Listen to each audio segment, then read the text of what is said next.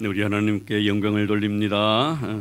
연일 계속되는 복음 속에서도 경강과 그리고 또 우리에게 평안을 주신 우리 주님 앞에 감사를 드립니다. 제가 어렸을 때 여름이면은 아이스케이크 장사들이 어깨에 동을 메고 팔려 다녔지요. 어른들뿐만 아니라 때로는 제 어린 친구들까지도 가끔 이 아이스케이크 통을 들고 장사를 하곤 하는 그런 장면도 목격하기도 했었습니다. 없는 돈 마련해서 하나 사면은 여기저기 얻어먹고 싶어서 많은 친구들이 몰려들기도 하지요. 그러면 친한 친구는 입에다가 좀 긴 시간에 넣어서 그 아이스케이크를 빨게 합니다. 단 이빨로 그 아이스케이크를 깨물어서는 안 됩니다. 이것은 철칙입니다. 하지만 그렇게 친하지 않는 친구가 와가지고 좀 아이스케이크 좀 한 번 먹자고 하면은 바로 입에 였다가 빼버리죠. 좀 야속하지만 그렇게 함으로 친분관계 정도를 이 아이스케이크 하나로 명확하게 표시를 하곤 했었습니다. 친하니까 좀 오래 빨아라는 겁니다. 별로 친하지 않으니까 잠깐 맛만 보라는 것이죠. 어제 그저께 비공식인 기록이긴 하지만 경북 경산시 하양읍 기온이 40.3도까지 올라갔다고 합니다.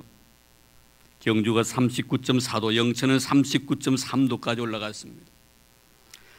지금까지 가장 온도가 높았던 때는 1942년 대구에서 측정된 40도였는데 이렇게 보면 올해가 가장 더운 해로 기록되지 않을까 하는 생각을 가져봅니다. 더우니까 생각되어지는 것이 시원함입니다. 냉수가 생각이 되어지기도 하고 아이스크림도 생각이 되어지곤 합니다. 또 팥빙수가 더 먹고 싶네요. 혹시 원하시는 분 계시면 제게 신청하시면 언제나 저는 승낙하겠습니다.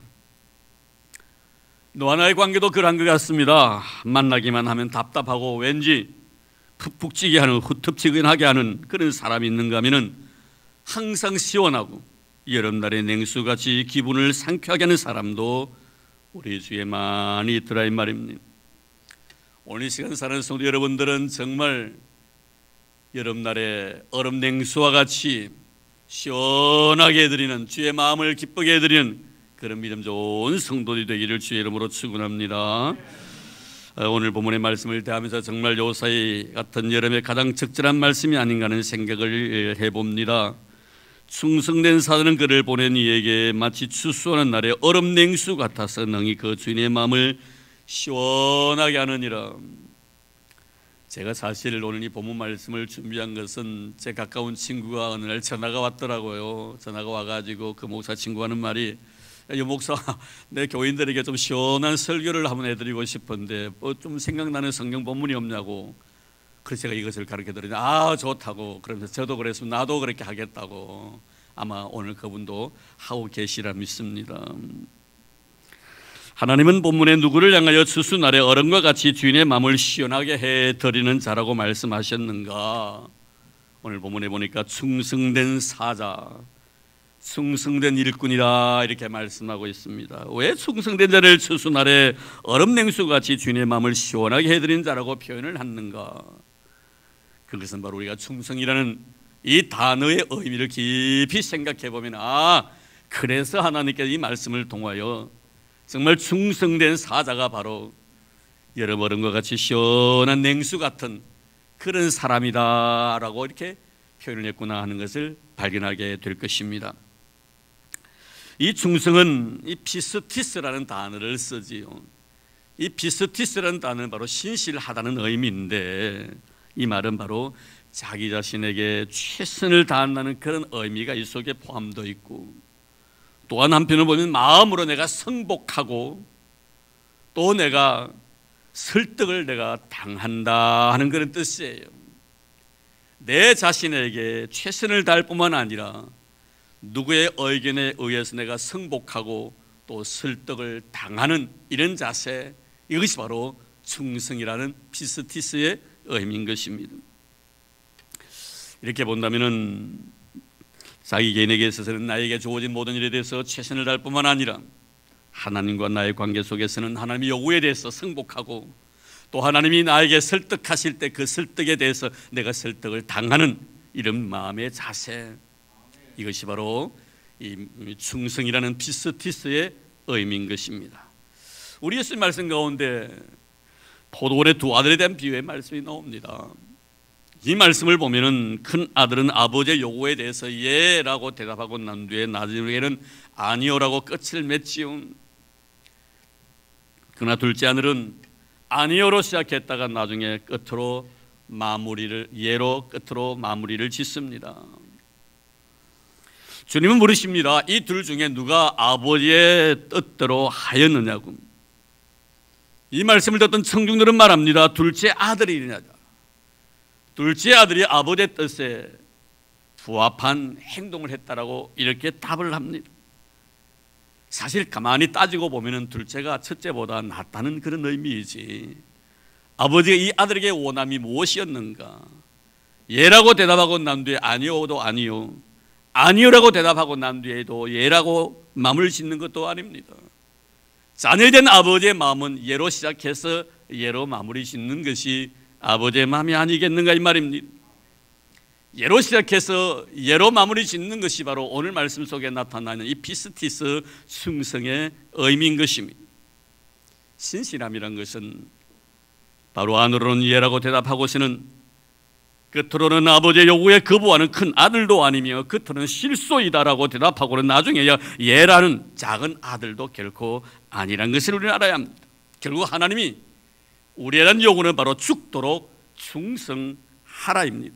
그리하면 생명의 면류관을 너에게 주겠다고 약속하셨습니다. 여기서 충성이라는 것은 내적으로나 외적으로 다 예입니다. 대답도 예야 하고 또 가서 일하는 것도 예여야 합니다.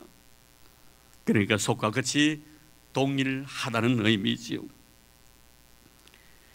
이렇게 보면 충성은 하나님의 나의 요구에 대해서 우리는 그대로 승복하는 것입니다. 이런 자가 바로 하나님의 마음을 시원하게 해드리는 자라고 말씀하고 있습니다. 어떤 요구일지라도 그 요구 자체를 내가 승복하는 것, 아멘으로 하답한다는 것입니다. 그분이 나를 설득할 때 설득당한다 이 말씀입니다. 이런 그렇습니다. 아브라함의 삶의 모습을 바라보고 이것을 깨닫게 됩니다. 그는 하나님의 요구에 승복합니다. 아들 이삭을 바치라는 하나님의 요구에 예로 대답합니다. 그리고 그에 대한 하나님의 요구에 대한 그의 행동을 가만히 보면 모든 것이 예입니다. 그 예의 장소가 바로 모리아 산이었습니다. 그리고 아들의 목에 칼을 들이댑니다. 얼마나 우리 하나님께 다급하셨던지 아브라함의 이름을 두 번이나 연거푸 부르십니다. 아브라함아, 아브라함아. 참 어찌 보면요, 참 믿음의 사람 앞에서 우리 하나님께 이렇게 작아지시는 것 같아요. 가끔 하나님께서도 우리 앞에서도 몸을 낮추실 때도 계시잖아요. 그분의 겸손한 말입니다. 아브라함아, 아브라함아 부르실 때 아브라함은 얼마나 여유가 있습니까 여러분? 하나님 말씀에 그대로 승복해서 말씀에 대해 순종하는 마음으로 믿음으로 자기 자신을 드리는, 자기 자식의 아들을 드리는 이런 아름다운 모습 얼마나 여롭습니까? 그런데 여기에 반해서 우리 하나님 굉장히 다급해 하십니다. 아브라함아, 아브라함아. 참 여러분, 이게 바로 믿음으로 살아가는 사람들 앞에서의 하나님의 모습이에요. 그럴 때가 참 있죠. 베드로의 삶 속에서도 말입니다. 내일이면 칼에 의해서 목이 잘려나가야 될 그런 형편에 처해 있으면서도 감옥에 꿀 잠을 자고 있습니다. 얼마나 여유롭습니까 여러분? 얼마나 다급하셨으면 하나님께 천사를 보내서 그 밤에, 자고 있는 밤에 그를 차서 그를 일깨우시겠습니까? 우리 하나님은 이렇게 하나님 믿고 신뢰하는 모든 하나님의 자녀들 앞에서 이게 때로는 작아지는 모습으로 우리에게 나타내 보이시기도 하십니다. 너무 크신 분이. 사랑하는 성도 여러분, 믿음이라는 것이 바로 이런 겁니다. 오늘도 믿음으로 모든 것을 바라보시고 믿음으로 모든 것을 행하시고 하나님의 거룩한 말씀의 요구 앞에서 승복할 줄 아는 그런 믿음의 사람이 되기를 주의 이름으로 축원합니다. 그럴 때 하나님께 아브라함이 어떤 축복을 주셨습니까? 내가 이제야 내가 하나님을 경외하는 줄을 아노라 말씀하시며 창세기 22장 16절 18절 이렇게 말씀합니다. 여호와께 이르시되 내가 나를 가리켜 맹세하노니 내가 이같이 행하여 내 아들 내 독자도 아끼지 아니하였은즉 내가 내게 큰 복을 주고 내 씨가 크게 번성하여 하늘의 별과 같고 바닷가의 모래와 같게 하리니 내 씨가 그 대적의 성문을 차지하리라. 또 내 씨로 말미암아 천한 만민이 복을 받으리니 이는 내가 나의 말을 준행하였음이니라. 할렐루야. 하나님의 거룩한 요구 앞에서 그가 승복했다는 것입니다. 충성이라는 것은 바로 하나님의 거룩한 요구 앞에서 승복하는 것이며, 그런 마음의 자세는 얼마나 하나님의 마음을 시원하게 해드리는 것인가 하는 것을 우리는 말씀을 통하여 깨닫게 됩니다. 결국 충성하는 자, 하나님의 결정에 대해서 승복하는 자가 다 하나님 앞에 복을 받게 된다는 것을 말씀합니다.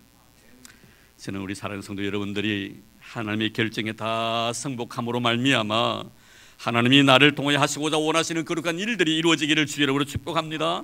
또한 여러분이 주시고자 원하시는 놀라운 복들을 마음껏 받아 누리는 아브라함의 복을 받는 그런 은혜가 있기를 주의 이름으로 축원합니다. 결코 하나님을 내 편으로 끌어들이기 위해서 하나님을 설득하려고 하지 마시기 바랍니다. 충성은 하나님을 설득하는 것이 아니고 내가 하나님께 설득당하는 것이 바로 충성이라는 것을 꼭 기억하시길 바랍니다. 그래서 하나님 내 편이 되어 주셔서 내 요구대로 모든 것을 일해 주십시오라고 우리가 기도할 것이 아니라, 하나님 저는 하나님의 거룩한 요구에 내가 설득당하고 싶습니다. 그리고 이제는 나를 위해서 하나님 일하시는 것이 아니라 하나님을 위해서 내가 이제 일을 하렵니다. 하나님 저를 마음껏 설득시켜 주십시오. 나를 주님께 맡깁니다. 이것이 바로 진실한 믿음의 사람의 아름다운 신앙의 고백인 것입니다. 그분에게 내가 설득당함으로 내가 그분의 원하심대로 살아가도록 나를 마음껏 이끌어 주십시오. 나는 주님 앞에 설득당하고 싶습니다. 저를 말씀을 통해 마음껏 훈계하시고, 말씀을 통해 마음껏 나를 다스려 주시고, 말씀을 통해 나를 마음껏 이끌어 주십시오. 당신의 거룩한 통치를 내가 받고 싶습니다. 당신의 지배를 받고 싶습니다. 주의 이끄심에 그대로 순응하고 싶습니다. 나를 주님께 맡기고 싶습니다. 이런 결국 사도 바울의 삶의 모습을 바라보면 자신에게 주어진 육체의 가시를 제거해달라고 하나님 앞에 설득하지 않습니까? 그것도 3번이나 말입니다. 그러나 하나님은 그에게 내가 내게 준 가시의 의미를 알라라고 하시면서 하나님께 사도 바울을 설득시키십니다. 그리고 그는 하나님의 요구를 겸허히 수용함으로 그 가시 속에 담겨져 있는 약함 속에서의 강한 하나님의 놀라운 능력 앞에 탄복을 하는 그런 모습을 고린도후서 12장에서 경험하게 됩니다. 우리 주님도 십자가 앞에서 그렇게 기도하셨지 않습니까? 여러분, 내 뜻이 아닌 아버지의 뜻이 이루어지기를 바랍니다. 주님도 하나님의 요구에 응하십니다. 주님은 하나님을 설득시키려고 하지 아니하시고 오히려 하나님의 거룩한 요구에 승복하십니다. 그분의 설득을 허용하십니다. 그래서 뭐라고 말씀합니까? 십자가를 지라고 하십니다. 예, 지겠습니다 라고 응답하십니다. 그래서 우리 예수님께서 세례를 받으시고 물 위로 올라오셨을 때 성의 비둘기같이 거기에 임하시고 하늘문이 열리더니 그 속에다가 하나님의 거룩한 음성이 들려옵니다. 뭐라고 음성이 들려왔습니까? 이는 내 사랑하는 이요 내 기뻐하는 자라. 왜 하나님 앞에 사랑을 받았고 왜 하나님 앞에 기뻐하심을 잊게 되었는가? 바로 하나님의 거룩한 요구 앞에 승복했기 때문에, 내가 하나님을 설득하려고 시도하지 아니했고 하나님의 거룩한 설득에 내가 설득당한 이런 아름다운 신앙의 자세, 이것이 바로 하나님의 기뻐하심을 입은 자가 되었다는 사실을 우리는 놓치지 말아야 할 것입니다. 그러므로 우리는 항상 하나님을 내 편을 만들어서 하나님 나를 위해서 일해 주셔야 합니다 라고 말하지 말고, 하나님 제가 하나님 편에서 하나님의 일을 하게 해 주십시오라고 이제는 우리가 요구해야 할 것입니다. 충성이란 것은 하나님의 거룩한 요구에 내가 승복하는 것이며 그분에게 내가 설득당하는 것을 말합니다. 이런 자가 바로 오늘 본 말씀의 충성스러운 자이며, 이런 자가 바로 주의 마음에 시원함을 드리는 얼음 냉수와 같은 자인 줄로 믿습니다. 이런 자가 되기를 주의 이름으로 축복합니다. 그리고 이 충성이라는 의미 속에 담겨져 있는 것은 바로 지속적이며 변함이 없다는 의미도 이 속에 포함되어져 있습니다. 그것은 피스티스 즉 충성이라는 단어 속에 지속이라는 개념이 포함되어 있기 때문입니다. 성경에 말씀하는 주인의 마음을 시원하게 해드리는 충성이라는 의미는 그냥 기분 좋을 때 반짝 열심히 내는 그러한 차원에서 열심이 아닙니다. 비가 오나 눈이 오나 바람이 부나 변함없이 주님을 사랑하고 섬기는 지속적인 상태를 말하는 것입니다. 우리가 마태복음 25장 말씀에 달란트 비유를 봅니다. 주인이 종들을 믿고 돈을 맡기고 떠났지요. 근데 19절 말씀에 보니까 떠난 주인이 오랜 후에 돌아왔다라고 했습니다. 오랜 후에. 갔다가 금방 온 것이 아닙니다. 많은 세월이 흘렀다는 것입니다. 그러나 착하고 충성된 종들은 그 긴 세월 동안 변함없이 주인의 마음에 기쁨이 되기 위하여 땀과 눈물을 아끼지 않았다는 의미 아니겠습니까? 그래서 달란트를 또 남겼다고 말씀합니다. 그 모습을 바라보고 주인은 칭찬합니다. 착하고 충성된 종아, 착하고 충성된 종이라고 칭찬을 아끼지 않습니다. 우리가 구약 성경에 보아도 변함없이 참 사제지간의 아름다운 관계를 계속적으로 유지해온 두 선지자가 있습니다. 그 두 선지자가 바로 스승이었던 엘리야와 제자였던 엘리사의 관계입니다. 열왕기하 2장에 보면은 이제 하나님께서 엘리야에게 모든 사명을 다 마쳤으니 이제 너에게 영광의 아름다운 하늘 축복을 주시겠다고 약속하시면서 죽음이란 것을 경험하지 않냐고 산채로 들림을 받는 이런 놀라운 축복을 하나님께 그에게 허락해 주시겠다고 약속하십니다. 그 엘리야는 불병거를 타고 하늘 나라의 들림을 받게 되지요. 그런데 엘리야의 마음속에 남겨진 엘리사입니다. 내 제자였던 이 엘리사에게 무엇인가를 주고 싶었었습니다. 그래서 엘리야가 엘리사에게 말합니다. 9절 말씀에 보니 내가 너에게 어떻게 해야 할지를 구하라. 내가 너를 위해서 해야 될 것이 무엇인지 네가 나에게 한번 구해보아라. 이때 엘리사가 말합니다. 당신의 성령이 하시는 역사가 갑절에 내게 있게 하옵소서. 여기서 갑절의 의미는 두 배의 의미가 아닙니다. 여기서 갑절의 의미는 지속의 의미가 있습니다. 쉽게 말씀드리면 지금 그 하나님께 성령을 통하여 당신을 붙들어 주셨고 성령을 통하여 당신의 위대한 역사를 이루신 것처럼 그 성령의 놀라운 기름이 당신의 세대에서 끝나지 않게 해주시고 당신의 머리에 부으신 그 성령의 기름이 수개까지 철철 넘쳐나게 하여 주시옵소서. 여러분, 이것이 바로 갑절에 대한 말씀의 의미입니다. 당신의 머리 위에 부으셨던 하나님의 성령의 기름이 나에게도 부어지게 해 주옵소서. 성령께서 당신을 통해 역사하셨듯이 여전히 당신이 이 세상을 떠나고 난 뒤에라도 하나님의 성령을 통하여 나를 통해 역사해 주시기를 바랍니다. 결국 엘리사는 그의 마음의 소원대로 되었지. 거기에 많은 선지자들이 있습니다만 선지자들 가운데 가장 기적을 많이 베푼 사람이 바로 이 엘리사 선지자입니다. 그런데 중요한 것은 이러한 성령의 역사의 배후에 어떠한 사건이 있었는가 하는 것을 우리는 잊어버릴 때가 참 많습니다. 왜 하나님께서는 이 엘리야를 통해 엘리사에게 이런 놀라운 복을 주셨는가? 그것은 엘리사와 엘리야의 관계 속에 지속적으로 이루어지는 그 무엇이 있었습니다. 2장 2절 말씀에 보면은 엘리야가 하늘로 올라가기 전에 엘리사에게 길갈에 머물러 있으라고 말합니다. 그러면서 하나님께서 자신을 베델로 보내신다고 했었을 이 엘리사가 엘리야에게 이렇게 말합니다. 내가 당신을 떠나지 아니할 것입니다. 당신 가는 곳곳마다 나도 따라가겠다는 것입니다. 저를 이곳에 머물러라고 말씀하지 마십시오. 당신이 어디로 가니 내가 따라갈 것입니다. 선생님, 저보고 여기 있으라고 말씀만 하지 말아 주십시오. 그러다 엘리야가 그를 데리고 베델로 가지요. 베델로 가니까 이제 하나님께서 여리고로 엘리야로 하여금 가라고 명하십니다. 엘리야가 엘리사에게 말합니다. 하나님께 나에게 여리고로 가라고 하는데 자는 여기 베델에 머물러 있으라. 이랬더니 또 엘리사가 말합니다. 내가 당신을 떠나지 않을 것입니다. 선생님을 절대로 나를 떠나지 않을 것입니다. 또다시 여리고로 데리고 갑니다. 이러고 가니까 우리 하나님께 또다시 엘리야에게 말합니다. 이제 너는 요단으로 가라고 합니다. 엘리야가 다시 엘리사에게 말합니다. 하나님께 나에게 명하셨어. 나로 하여금 요단으로 가라고 하시는데 너는 여기 여리고에 머물러 있으라고. 이 말을 들었던 엘리사 다시 힘주어 말합니다. 선생님, 내가 당신을 떠나지 아니할 것입니다. 길갈에서 베델로, 베델에서 여리고로, 여리고에서 요단으로 계속 선생님 곁에 머물고자 원했습니다.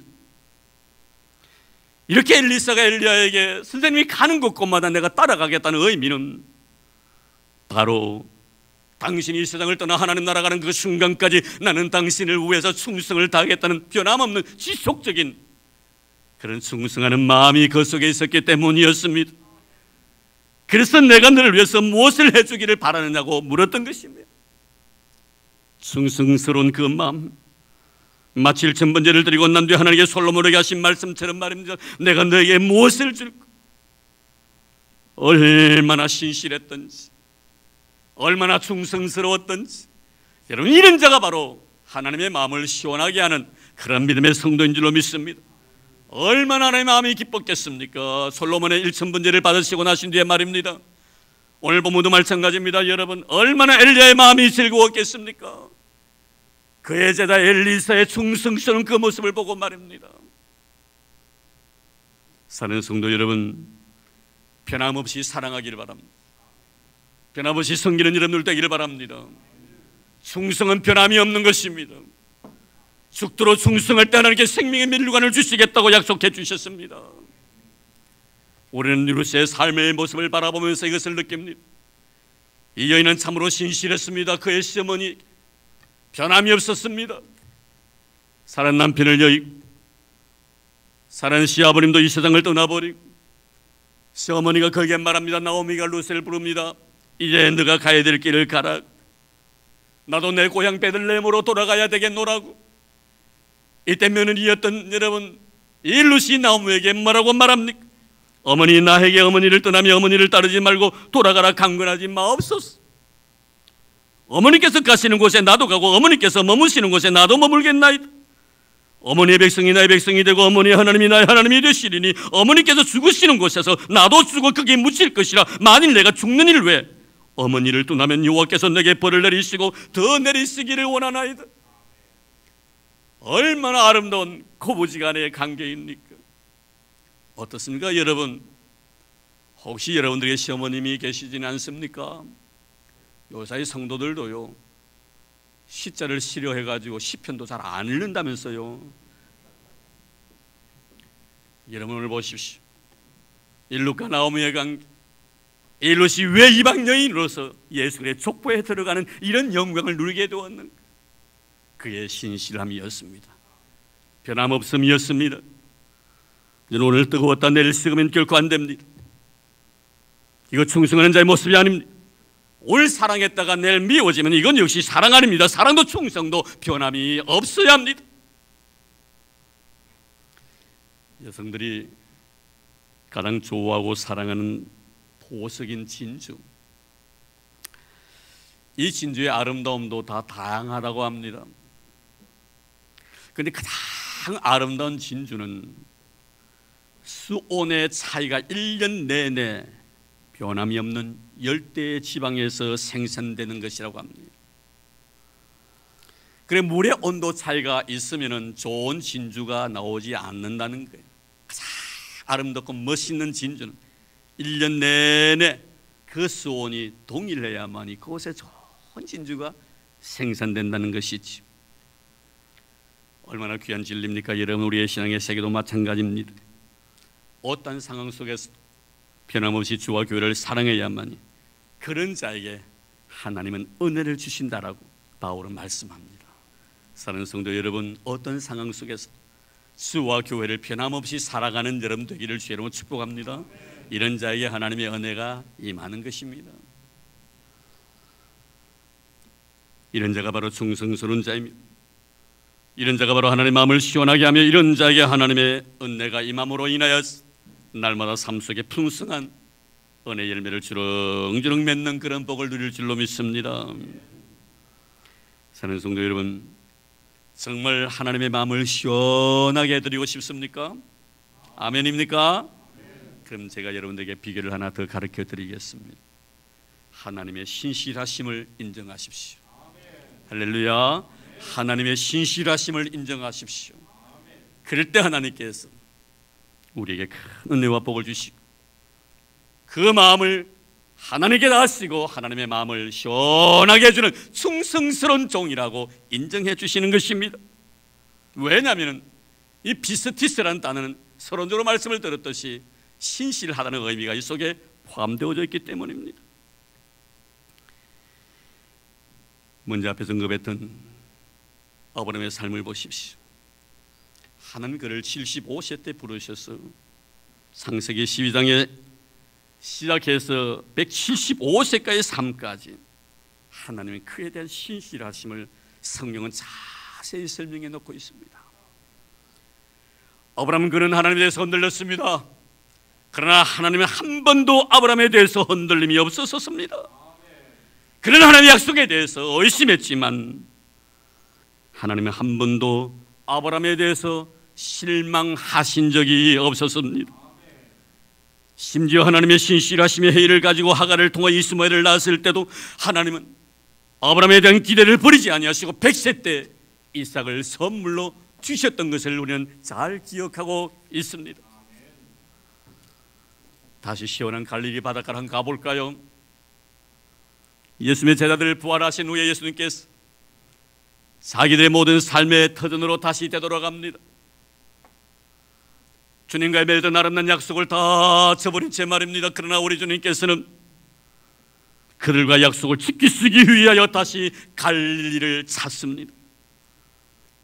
그리고 베드로를 부르십니다. 그를 버린 자입니다. 배반한 자입니다. 저주까지 한 자입니다. 예수의 신실하심을 포기해버린 자입니다. 하지만 우리 주님은 그에게 정말 신실하셨습니다.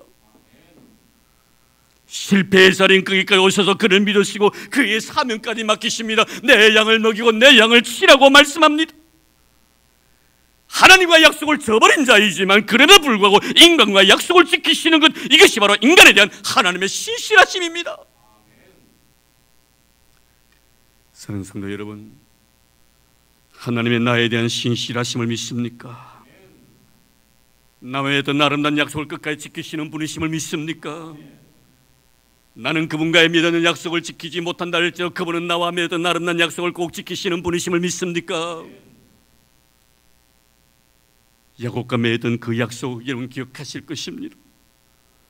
내가 너와 함께 있어 내가 어디로 가니 너를 지키며 너를 이끌어 이 땅으로 돌아오게 할지라 내가 너에게 허락한 것을 다 이루기까지 너를 떠나지 아니하리라. 할렐루야. 이 아름다운 언약 말씀 말입니다. 하나님의 마음을 시원하게 해드린 자는 하나님의 신실하심을 믿는 자입니다. 스무나 교회 감독이며 사도 요한의 제자였던 폴리갑, 그는 예수를 믿는 이유로 인해서 로마 황제 마르쿠스 아우렐리우스 시대 때 박해 때 화형을 당하게 됩니다. 그때 나이 86세. 상형장에서 한 사람이 저에게 말합니다. 예수를 포기하라고. 그러면 내 생명을 살려주겠다는 유혹을 그는 결코 허용하지 아니하고 뿌리칩니다. 그러면서 그는 이렇게 고백합니다. 86년 동안 그분은 한 번도 저를 실망시키지 아니하셨습니다. 근데 제가 어떻게 그분을 실망시켜드리겠습니까? 라면서 죽음을 선택합니다.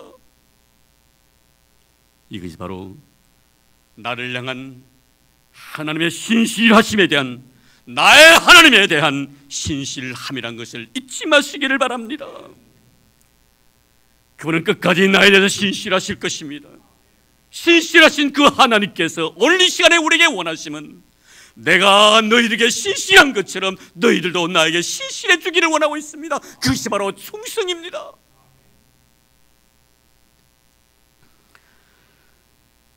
참 무섭습니다.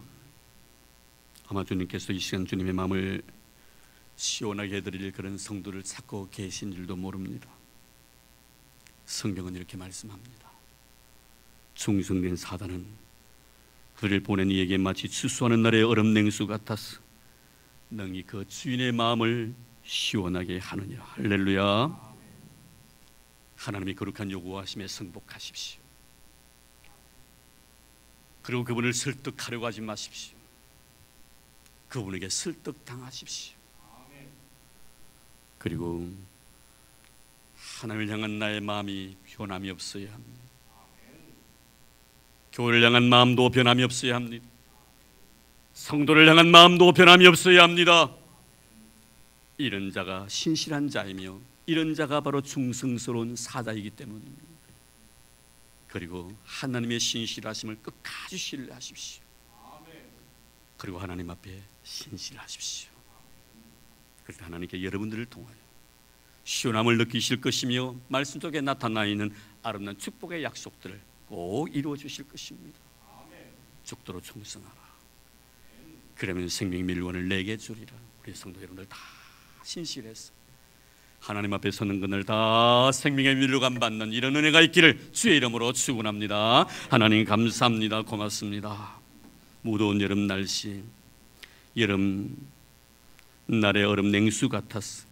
그 주의 마음을 시원하게 해드리기 위하여 오늘도 이 자리에 왔습니다. 말씀 듣게 해주시니 참 감사드립니다. 하나님, 주님의 나에 대한 거룩한 요구에 승복하게 하시고 하나님께 설득당하는 저희들 되게 해주시고 하나님을 향한 나의 마음 변하지 않도록 축복해 주시기를 원합니다. 그리고 하나님의 신실하심을 믿음으로 받아들이렵니다. 나에 대해서 신실하신 하나님 아버지, 이제 나의 남은 생에도 하나님 앞에 신실하게 살게 하여 주옵소서. 그래 모두가 하나님 앞에 서는 그날 생명의 멸류관 받는 그런 은혜를 허락하여 주옵소서. 이 헌금을 위하여 기도합니다. 주님 주신 은혜 너무 고마워서 귀한 예물 믿음으로 드립니다. 10의 1조를 바칩니다. 감사 예물을 드립니다. 건축 헌금 드립니다. 성교 예물 바칩니다. 1,000번제 드립니다. 미랄의 헌금도 드립니다. 하나님 아버지여, 주신 은혜 고마워서 그저 드릴 뿐이옵니다. 더 이상 어떤 의미도 없습니다. 받은 바 은혜 때문일 뿐이옵니다. 기억하소서. 잊지 마시고 주님께서 이래저래 모여 성령의 기름 부으심 있게 하여 주옵소서. 그리하여 하나님 들어가도 복을 받고 나가도 복을 받는 우리 성도들 되게 도와주시고 저의 떡반죽 그릇이 복이 되게 하시고 부여와 재물이 떠나지 않는 축복받은 인생 되게 하소서. 하늘의 신령한 복뿐만 아니라 땅의 기름짐으로 가득 채워주시기를 원합니다. 고토로 수놓았습니다. 사는 자식을 생각하면서 이 자식을 주의 손에 위탁합니다. 하나님 아버지여, 부모의 그 아름다운 신앙대로 이 자녀가 이 땅에서 잘되게 하시고 형통케 하시고 하나님의 마음에 기쁨이 되게 도와주시옵시기를 원합니다. 머리 되게 하시고 꼬리 되지 않도록 도우시기를 원합니다. 꾸어줄 준정 꾸지 않도록 도와주시기를 원합니다. 위에만 있고 아래 있지 않는 귀한 믿음의 후손이 되도록 축복해 주시옵소서. 아버지의 신앙 잃어버리지 않게 도와주시고 순결하고 깨끗한 영혼 간직한 채 하나님 앞에 귀하게 쓰임받는 깨끗한 믿음의 그릇 되게 하옵소서. 주님, 우리 모든 성도들 주의 은혜 감사하는 마음으로 드렸사오니 하늘문을 내려주시고 복의 복을 부어 주시옵소서. 만복의 근원 되신 예수님 이름으로 감사하며 기도드리옵나이다. 아멘.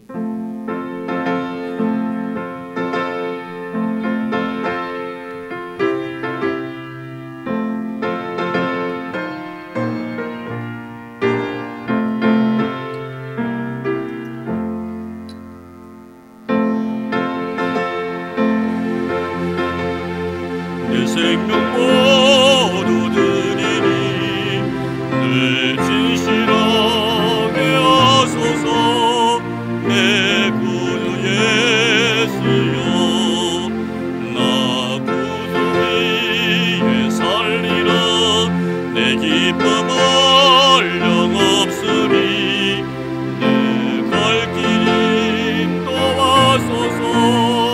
내 구주 예수여, 날 구원하신 예수를 일평생 의하오니 날 영접하여 주소서. 내 구주 예수여, 나 구주 위에 살리라. 내 기쁨 한량없으리.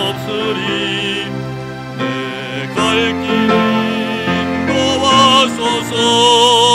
내 구주 예수여, 주 십자가에 달리사 날 자유하게 했으니 내 몸과 마음을 주 위에 하스게 하소서. 나 구주 위에 살리라. 내 기쁨 한량없으리. 내 갈 길 인도하소서. 내 내 구주의 1절 한 번 더 합니다. 날 대속하신 예수께 내 생명 모두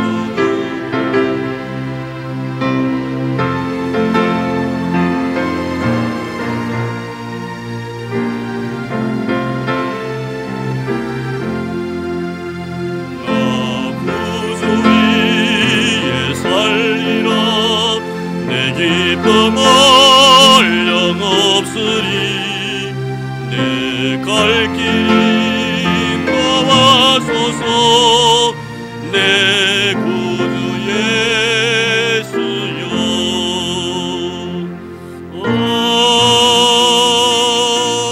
아멘. 네, 교회 소개 알려드리겠습니다. 특별한 강구는 오늘 아마 서울 없는 것 같습니다. 참고해 주시고요. 생명나무 학교 개강하는 거 한 가지 말씀을 드립니다. 아마 주부에 다 아마 여러분들 그 신청서가 끼워져 있을 겁니다. 오늘 다 작성해 주시고 신청하신 분들 보니까요 대체로 새 신자 중심으로 되어 있는데요. 우리 성도들 가운데 기존 신자들도 많이 신청해 주시길 바랍니다. 참 좋은 시간이에요. 다른 데 가서 여러분 말씀 공부하지 마시고요. 신천지에 빠지지 마시고요. 왜 성경 공부 교회에서 하란다 안 합니까 여러분? 나중에 엉뚱한 소리 하지 말고요. 여러분 꼭 기억하시기 바랍니다. 우리 대한예수교 장로회 울산 수영교회는 건전한 교회입니다. 정통성을 유지하는 교회입니다. 신천지가 함부로 교회를 흔들지 못할 줄로 믿습니다. 절대로 여러분 용납하지 마시기를 바랍니다. 주님께 피로 값주고 사신 교회입니다. 언제 이만희가 우리의 죄를 위해서 피 한 방울 흘려 주었습니까? 그거 어떻게 보혜사가 됩니까? 여러분 이런 데 유혹받지 마시기를 바랍니다. 달콤합니다. 매혹적입니다. 사단입니다. 여러분 아셔야 됩니다. 제가 말씀드렸지요. 신천지 가가지고 그들이 말하는 말 듣는 거 하고요, 보험교회 담임 목사님 말씀 듣는 거 보면요, 비교해보면요, 그들이요 더 달콤한 줄 몰라요. 그래서 이와 아담이 유혹받았지 않습니까? 여러분 잊지 마십시오. 그러나 그들의 말씀 속에는 예수의 피가 없습니다. 보혈이 없습니다. 사도신경 없습니다. 하나님 없습니다. 성령님 없습니다. 예수도 없습니다. 잊지 마시길 바랍니다. 그래서 우리 성도 여러분들은 이런 성경모에 많이 참여하셔서 말씀을 통하여 은혜 받는 그런 시간들 되기를 바랍니다. 그리고 우리 다음 주부터 시작되니까요, 오늘까지 해주셔야만이 제가 이 교재를 갖다 신청해서 제가 받아들일 수 있습니다. 그래서 오늘까지 신청해 주시기를 바랍니다. 우리 여러분 기도 많이 해주시고, 우리 정영자 집사님 오늘 건강하게 수술을 잘 마치고 오셨네요. 한번 일어나 주시겠습니까? 사랑 남편과 함께 한번 일어나 주십시오. 건강하게 수술 잘 마치고 이렇게 성도님과 같이 예배에 참여해서 같이 박수로 소리 환영하겠습니다. 고맙습니다. 기도해 주셔서 너무나 빨리 완치해 주심에 대해서 감사하는 마음, 오늘 수박을 갖다가 많이 가지고 오셨다고 합니다. 아마 삼국 통일 후에 가장 맛있는 수박이 될 거예요. 진짜 맛있을 겁니다. 성도님들 식사하시고요, 맛있게 드시기를 바랍니다. 저희들 지난 일주일 동안 참 무더웠습니다만 여러분 기도 덕분으로 휴가 잘 마치고 왔습니다. 또 오늘부터 일주일 우리 전도사님 휴가 가게 됩니다. 위해서 계속 기도해 주시기를 바랍니다. 자, 이제 그 자리 다 일어나 주시기를 바랍니다. 네, 우리 곁에 있는 서로 인사 나눌까요? 하나님의 마음을 시원하게 해드립시다. 네, 감사합니다.